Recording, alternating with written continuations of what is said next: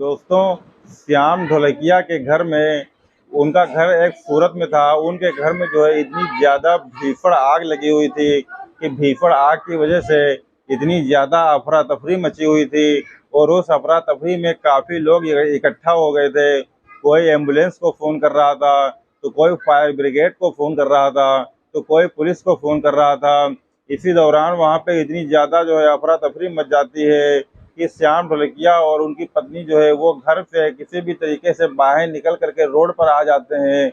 और रोड पर आने के बाद वो लोगों से बचाव बचाव की जो है गुहार लगाने लगते हैं और चिल्लाने लगते हैं, चीखने लगते हैं कि हमारी बेटी जो इकलौती बेटी है वो जो है इसके अंदर फंस गई है, उसको किसी भी तरीके से जो है बचाया जाए। तो वो लोग रोने लगते हैं, बहुत ही ज़्यादा परेशान हो जाते हैं। लेकिन इसी दौरान जो उनका एक नौकर होता है जितेंद्र, वो दौड़ करके उनके पास आता है और उनसे पूछता है कि आप क्यों रो रहे हैं। तो वो बताते हैं श्याम ढोलकिया कि जो है हमारी बेटी जो है वो अंदर फंसी हुई है और उसको जो है निकालना बहुत ज़रूरी है। तो वो कहता है कि ठीक है, आप बिल्कुल भी परेशान मत होइए, आपकी बेटी को हम हर हाल में बचा करके लेकर के आएंगे। उसके बाद वो पड़ोसियों से कहता है कि अगर किसी के पास कंबल की व्यवस्था हो तो प्लीज़ जल्दी से कंबल हमें दे दीजिए। तो वहाँ के आस पड़ोस के जो लोग होते हैं उसमें से एक आदमी जो है कंबल लेकर के आता है। वो जितेंद्र उस कंबल को थोड़ा भिगो करके अपने ऊपर लपेट लेता है और लपेटने के बाद वो उस आग में जो है कूद जाता है। और आग में कूदने के बाद वो उस लड़की को ढूंढने लगता है जो उनकी इकलौती लड़की होती है। वो काफ़ी देर तक उसको ढूंढने के बाद वो जो है क्योंकि वहाँ पे जब शॉर्ट सर्किट की वजह से आग लगी थी भी और आग बहुत भीषण रूप ले चुकी थी, तो इतना ज़्यादा धुआं गुबार था जिसकी वजह से वो बेहोश हो चुकी थी। तो वो उसको अपने हाथों पर उठा करके ले करके बाहर आता है और बाहर ला करके उसको जो है लिटा देता है। लिटाने के बाद वो खुद भी इतना ज़्यादा परेशान हो चुका था, इतना ज़्यादा वो जल चुका था कि वो खुद भी ज़मीन पर जो है गिर जाता है। और ज़मीन पर गिरने के बाद जो श्याम ढोलकिया होते हैं वो देखते हैं कि ये दोनों लोग बहुत ही बुरी अवस्था में जो है, क्योंकि हमारी लड़की तो पहले से ही बेहोश है और वो भी थोड़ा अस्वस्थ हालत में है। और वो भी जितेंद्र जो उसको बचाने के लिए गया था, हालांकि जो जितेंद्र जब बचाने के लिए जाता है तो श्याम ढोलकिया उसको मना करते हैं कि बेटा वहाँ पर मत जाना, क्योंकि आग जो है बहुत भीषण है, तुम जिंदा नहीं बचोगे। तो वो कहता है कि मालिक आप इस चीज़ की फिक्र बिल्कुल भी मत करिए, आपकी बेटी को बचाना हमारा फर्ज है। वो इसी फर्ज से उनको बचाने जाता है और बचाकर जब वापस लेकर के आता है तो वो भी जो है बिल्कुल मृत अवस्था में ज़मीन पर गिर जाता है। इसके बाद वो तुरंत जो है एम्बुलेंस को फ़ोन करते हैं, एम्बुलेंस आती है और उन दोनों लोगों को उसमें जो है लिटा करके हॉस्पिटल में एडमिट कराया जाता है। दोस्तों, लेकिन उन दोनों की हालत इतनी ज़्यादा नाजुक थी कि उनकी जो बेटी होती है वो उसको तो तकरीबन 3 दिन के बाद लगभग उसका जब उपचार बढ़िया से बढ़िया किया जाता है, क्योंकि दोनों लोगों को आईसीयू में भर्ती करा दिया जाता है। तो उनकी जो लड़की होती है श्याम ढोलकिया की, तो उसको 3 दिन के बाद होश आ जाता है।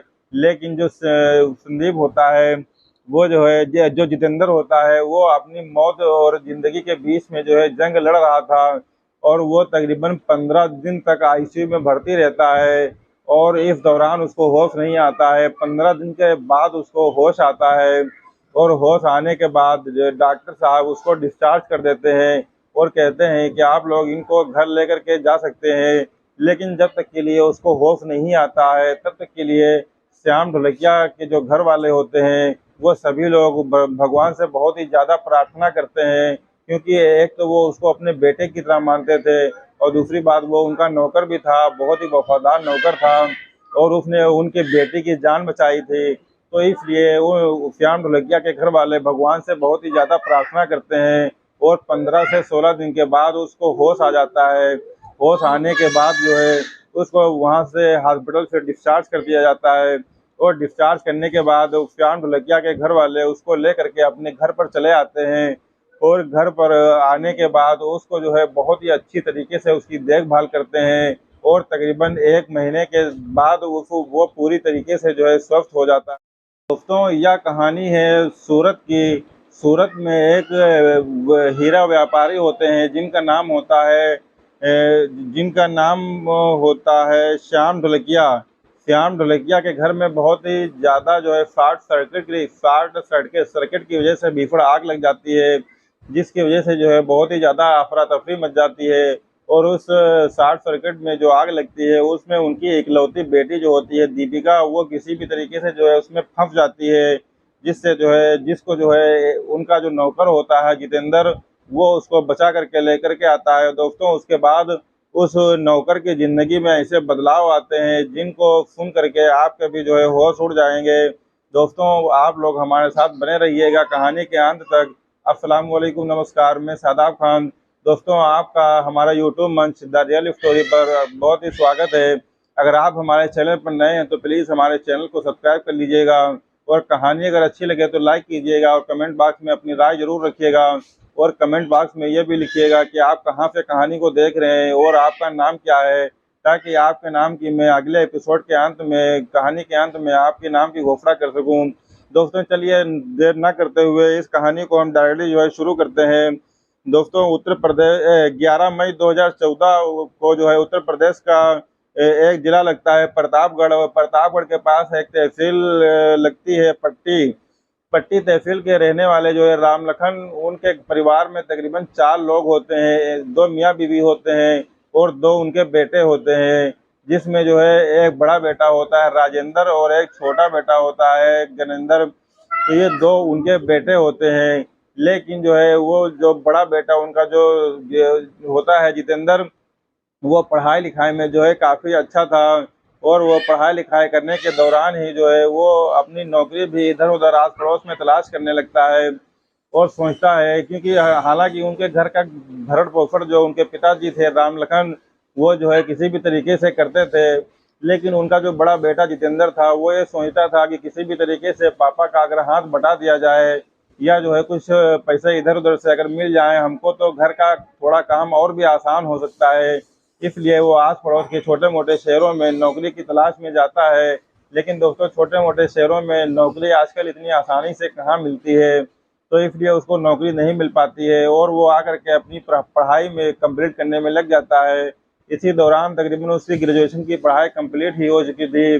तभी उसका एक दोस्त होता है सूरत में, और वो सूरत में जो है वही श्याम ढोलकिया की कंपनी में जो है हीरा जो व्यापारी होते हैं, तो वहाँ पे हीरे हीरे की घिसाई का काम किया करता था। तो उसका एक दिन अचानक से फ़ोन जितेंद्र के पास आता है, और वो कहता है कि तुम खाली हो क्या? तो वो कहता है जी मैं खाली हूँ और मैं नौकरी की तलाश में हूँ।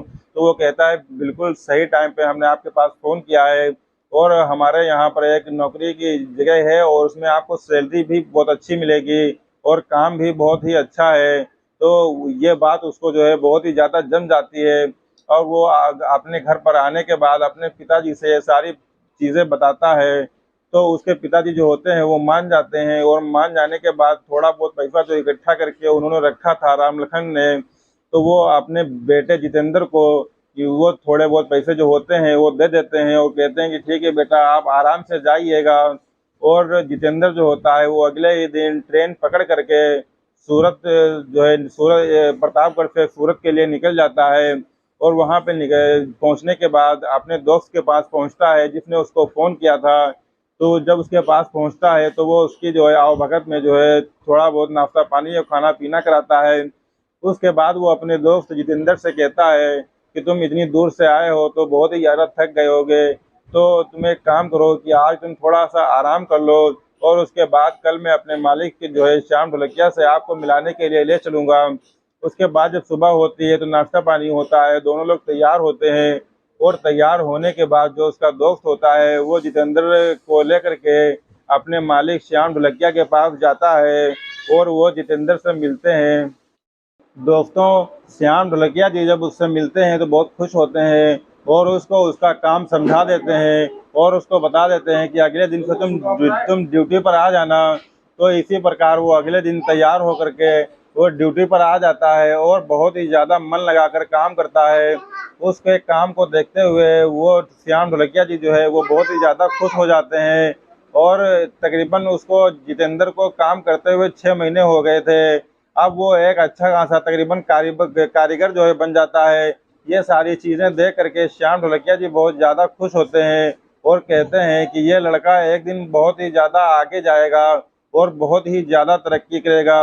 ये सारी बातें उससे कहने के बाद एक दिन ऐसा आता है कि श्याम ढोलकिया जी उसको अपने पास बुलाते हैं और अपने पास बुलाने के बाद उससे कहते हैं कि बेटा, ये कंपनी वंपनी तुम छोड़ो और तुम हमारे घर का काम देखो, क्योंकि तुम एक बहुत ही अच्छे आदमी हो और तुम जो है तुम्हारे अंदर इंसानियत है, सच्चाई है, ईमानदारी है, तो इसलिए तुम हमारे घर का काम देखो और ये कंपनी का काम छोड़ो। तो उसको जो है सारी बातें श्याम ढोलकिया जी बताते हैं कि हमारे घर में तकरीबन 101 नौकर हैं और तकरीबन 15 मैनेजर हैं। तो तुम्हारा काम वहाँ पे सिर्फ ये रहेगा कि जो 15 मैनेजर हैं उन 15 मैनेजरों को केवल मैनेजमेंट करना है, उनकी जो है केवल देखभाल करना है। बस यही केवल इतना ही काम तुमको करना है और उसके बदले में तुमको अच्छी खासी सैलरी दी जाएगी और सैलरी के अलावा रहना और खाना ये सारी चीज़ें आपको फ्री में मिलेंगी। तो वो जितेंद्र सोचता है कि ये तो बहुत ही अच्छा है, क्योंकि रहना खाना यहीं से मिलेगा और सैलरी तो वैसे भी अच्छी मिलेगी। तो जब सैलरी अच्छी मिलेगी तो ये सारा का सारा पैसा हमारा सैलरी का जो है वो बच जाएगा, तो हम ये सारा का सारा पैसा अपने घर पर भेज देंगे और जब ये सारा पैसा अपने हम घर पर भेज देंगे तो हमारे घर की जो आर्थिक स्थिति है वो बहुत ही अच्छी हो जाएगी।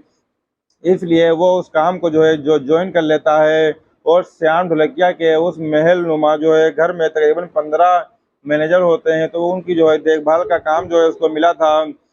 और उनके घर में कोई ज़्यादा लोग भी नहीं थे, उनके घर में केवल 3 ही लोग होते हैं। एक श्याम ढोलकिया जी होते हैं और दूसरी उनकी बीवी जो उषा ढोलकिया होती हैं वो होती है और तीसरी जो उनकी इकलौती बेटी होती है दीपिका, वो थी। कि घर में केवल 3 ही सदस्य थे। अब जितेंद्र जो है काम संभालने लगता है, करीब जो है 1 साल बीत जाता है।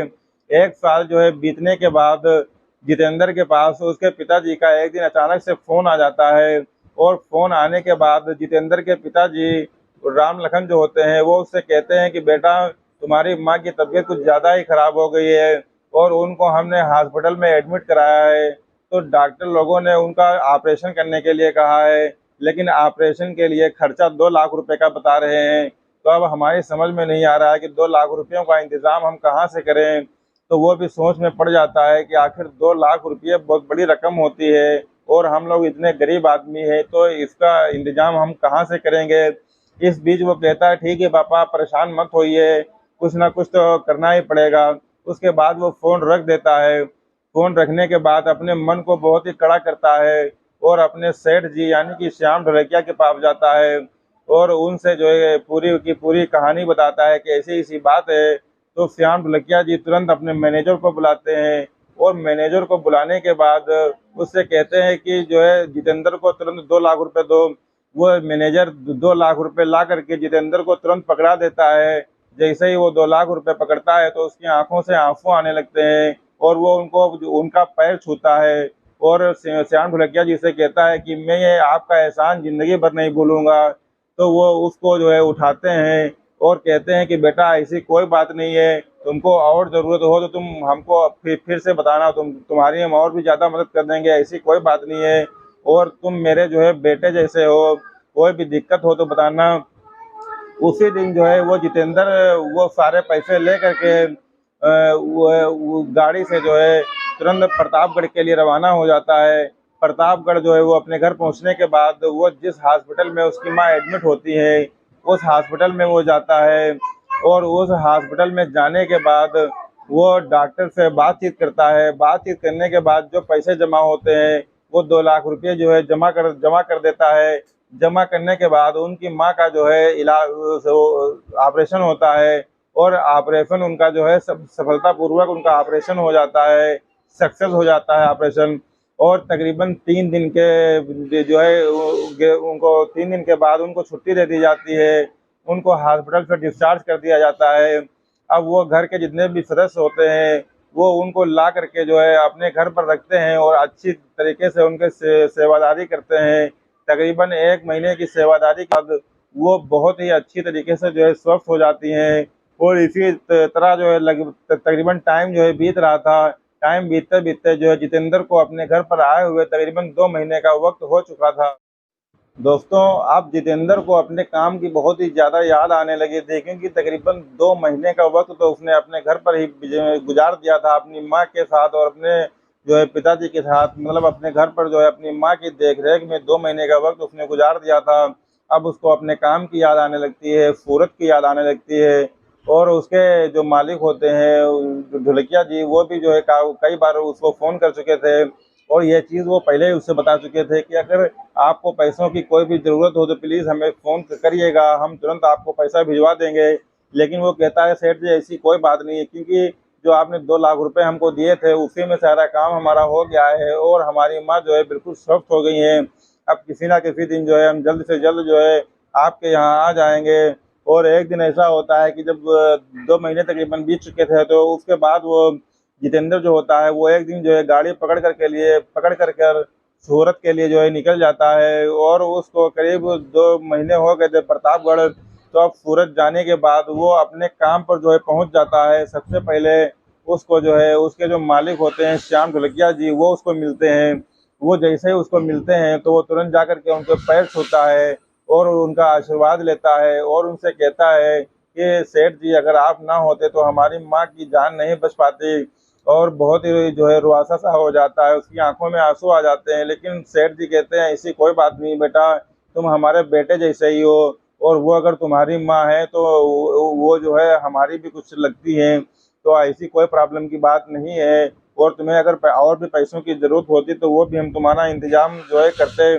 इसी तरीके से जो है मामला आगे बढ़ता चला जाता है और जो है जो है ऐसे ही बात हो रही थी कि तुम मेरे ही तो हो, तुम्हारी ज़िंदगी में कोई भी ऐसी दिक्कत हो तो बताना। दोस्तों अब धीरे-धीरे जो है टाइम अपनी तेज़ी से जो है बीत रहा था और जितेंद्र पर जो वो सेठ जी थे वो बहुत ही ज़्यादा भरोसा करने लगे थे और वो जहाँ कहीं भी मीटिंग में जाते थे, तो जितेंद्र को वो अपने साथ में ही लेकर के जाते थे। तो वहाँ पे कई बार तो ऐसा होता था कि उनके जो साथीगण होते थे, तो वो लोग पूछते थे कि क्या ये आपका बेटा है? क्योंकि जितेंद्र जो होता है, वो देखने में वाक़ई में बहुत ही ज़्यादा सुंदर था, समझदार था, ग्रेजुएशन किए हुए था। तो वो देखने में ऐसा लगता ही नहीं था कि वो सेठ जी का कोई नौकर हो, बल्कि ऐसा लगता था कि वो जैसे कि उनका लड़का हो। तो वो जो है जब कोई उनसे पूछता था तो वो हँस करके इस बात का जवाब देते थे कि हाँ, ये हमारे बेटे ही जैसा है और ऐसी कोई प्रॉब्लम नहीं है। लेकिन दोस्तों एक वक़्त आता है तारीख़ होती है 17 जून 2017 की। उस वक़्त जो है सेठ जी का जो है पूरा परिवार जो होता है वो खाना खा पी करके जो है बहुत ही ज़्यादा जो है आराम से जो है जा कर के सो जाता है। लेकिन सोने के दौरान जो है वो जब सो जाता है तो सारे नौकर भी चाकर जो होते हैं वो जा कर के भी सब सो जाते हैं, आराम करने लगते हैं। इसी टाइम तकरीबन 1 बजे का समय होता है और रात का 1 बजे का समय होता है और शॉर्ट सर्किट की वजह से उनके घर में आग लग जाती है और जैसे ही इस बात का पता जितेंद्र को चलता है, वो तुरंत जो है हंगामा करता है और सभी लोगों को शोर मचा करके बुलाता है। तो क्योंकि सेठ जी का जो महल था, उस महल में ज़्यादातर काम जो था वो सब लकड़ी का काम था। तो लकड़ी के होने की वजह से जब शॉर्ट सर्किट से जब आग लगती है, तो वो लकड़ी जो है बहुत ही विकराल रूप से जो है जलने लगती है। तो उसमें जब सभी लोगों को पता चलता है तो सेठ जी जो है वो बाहर निकलते हैं, अपनी बीवी को भी बाहर लेकर के बाहर निकलते हैं और चिल्लाने लगते हैं कि प्लीज़, प्लीज़ सब लोग जो है आओ और मेरी बेटी को बचाओ। क्योंकि वहाँ पे काफ़ी ज़्यादा भगदड़ मच जाती है और काफ़ी ज़्यादा अफरा-तफरी मच जाती है। तो जो उनके शोर मचाने के बाद जो मोहल्ले के आस-पड़ोस के लोग होते हैं, वो वहाँ पर आकर के इकट्ठा हो जाते हैं। तभी जो है दौड़ता भागता हुआ उसी आग में से जितेंद्र भी निकल कर के आता है और वो अपने सेठ जी के पास आता है और उनसे कहता है कि आप इतना रो क्यों रहे हैं? आप इतना परेशान क्यों हैं? तो वो कहते हैं कि मेरी बेटी जो है दीपिका जो है उसी आग में जो है फँसी है, किसी भी तरीके से उसको बचाना बहुत ज़रूरी है। तो वो कहता है कि आप बिल्कुल भी परेशान मत होइए क्योंकि आपने अपना बेटा हमको माना है, तो हम आपकी बेटी को हर हाल में बचा कर लाएँगे, चाहे भले ही हमारे प्राण बचे या ना बचे। तो वो जो सेठ जी होते हैं, वो जितेंद्र को बहुत ज़्यादा मना करते हैं कि बेटा तुम उस आग में मत जाना क्योंकि आग बहुत ज़्यादा विकराल रूप ले चुकी है और अगर तुम मेरी बेटी को बचाने के लिए जाओगे तो तुम भी जल जाओगे उसी में और तुम्हारा बचना भी मुश्किल हो जाएगा। लेकिन वो इस बात को नहीं मानता है सेठ जी की और तुरंत पड़ोसियों से कहता है कि किसी के पास कंबल हो तो प्लीज़ हमें कंबल जल्द से जल्द ला करके दे दीजिए। तो उसमें का एक आदमी कंबल लेकर के आता है। वो जितेंद्र उस कंबल को भिगोता है, कंबल को भिगोने के बाद अपने ऊपर ओढ़ लेता है और जा करके उस आग में कूद जाता है। वो उसकी काफ़ी तलाश करता है दीपिका की, लेकिन जब दीपिका उसको मिलती है तो उसमें जो है क्योंकि लकड़ी का सामान होता है तो वो इतना भीषण जब जल रहा होता है तो इतना ज़्यादा उसमें जो है धुआं गुबार होता है। धुआं गुबार की वजह से उसका दम घुटने लगता है तो वो बेहोश हो जाती है। बेहोश अवस्था में वो वहाँ पर पड़ी हुई थी। तो जितेंद्र उसको जो है अपने हाथों पर उठा करके ले करके आता है और बाहर निकल करके जैसे ही आता है वो उसको एक जगह पे लिटा देता है। लिटाने के बाद वो खुद इतना ज़्यादा जल गया था, इतना ज़्यादा बेसुध हो गया था कि वो खुद भी ज़मीन में गिर जाता है। अब जो सेठ जी होते हैं वो बहुत ही ज़्यादा परेशान हो जाते हैं। उनकी चिंता और भी ज़्यादा बढ़ जाती है कि जो है इसकी भी तबीयत खराब हो गई है और मेरी बेटी तो पहले से ही बेसुध है। वो तुरंत एम्बुलेंस को फ़ोन करते हैं। एम्बुलेंस तुरंत वहाँ पर पहुँचती है। पहुँचने के बाद उन दोनों लोगों को उसमें जो है बिठाया जाता है, लिटाया जाता है। उसके बाद तुरंत हॉस्पिटल लेकर के जाया जाता है। लेकिन उन दोनों की हालत इतनी ज़्यादा नाज़ुक बनी हुई थी कि दोनों को ही आईसीयू में रखा जाता है। उनकी बेटी जो दीपिका होती है उसको 3 दिन के ट्रीटमेंट के बाद उसको होश आ जाता है और फिर वो स्वस्थ हो जाती है। उसको हॉस्पिटल से डिस्चार्ज कर दिया जाता है। लेकिन जो जितेंद्र होता है वो अपनी मौत ज़िंदगी की लड़ाई उस हॉस्पिटल में लड़ रहा था आईसीयू में। वो तकरीबन 15 दिनों तक तो उसको होश ही नहीं आता है। इसी दौरान जो सेठ जी होते हैं, जो उनके परिवार वाले होते हैं, वो बहुत ही ज़्यादा भगवान से प्रार्थना करते हैं, कामना करते हैं कि किसी भी तरीके से जो है जितेंद्र की सही हो जाए और इसकी तबीयत सही हो जाए, ये स्वस्थ हो जाए। क्योंकि वो इतना ज़्यादा उसको प्यार करते थे, इतना ज़्यादा उसको मानते थे, बेटे की तरह उसको प्यार देते थे और वो उसने जो है उनकी बेटी की जान भी बचाई थी, तो वो उसके लिए बहुत ही ज़्यादा आदर सम्मान था उनके दिल में। तो इसलिए वो भगवान से इतनी ज़्यादा प्रार्थना करते थे। इसके बाद 15 दिन बीत जाने के बाद 16वें दिन उसको जो है होश आ जाता है और तकरीबन कुछ ही दिन को ट्रीटमेंट के बाद उसको वहाँ से डिस्चार्ज कर दिया जाता है। दोस्तों उसके बाद जो सेठ जी होते हैं वो उसको अपने घर पर लेकर के आते हैं और घर पर लाने के बाद उसका बहुत ही ज़्यादा सेवा सत्कार करते हैं। तकरीबन 1 महीने के सेवा सत्कार करने के बाद उसकी तबीयत बहुत ही ज़्यादा स्वस्थ हो जाती है और स्वस्थ होने के बाद सभी लोग जो है खुशियाँ मनाते हैं।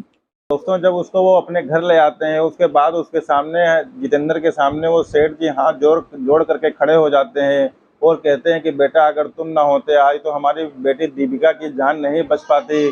तो वो जो है उनके हाथ पकड़ लेता है और कहता है सेठ जी, एक तरफ तो आप हमको अपना बेटा कहते हो और दूसरी तरफ ये भी कहते हो कि हमारी वजह से जान बची। अगर हम आपके बेटे जैसे हैं तो हमारे भी तो कुछ फ़राइज़ हैं, हम भी तो कुछ फ़र्ज़ अदा करना चाहते थे। तो इसीलिए जो है हमने अपना फ़र्ज़ अदा किया है, हमने आपके ऊपर जो है कोई एहसान नहीं किया है। इतना कह कर के जो है जितेंद्र की आँखों में आँसू आ जाते हैं और वो जो मालिक होते हैं सेठ जी उनकी भी आँखों में आँसू आ जाते हैं। अब दीपिका को जिस दिन यह बात पता चलती है कि हमारी जान बचाने वाला कोई और नहीं बल्कि जितेंद्र होता है, तो दीपिका का आकर्षण जो है वो जितेंद्र की तरफ जो है बढ़ जाता है और वो उसके प्रति जो है बहुत ही वफ़ादार हो जाती है और उनके घर में जो सेठ जी होते हैं और सेठ जी की जो बीवी होती है वो बहुत ही आदर और सम्मान के साथ जितेंद्र का नाम लिया करती थी।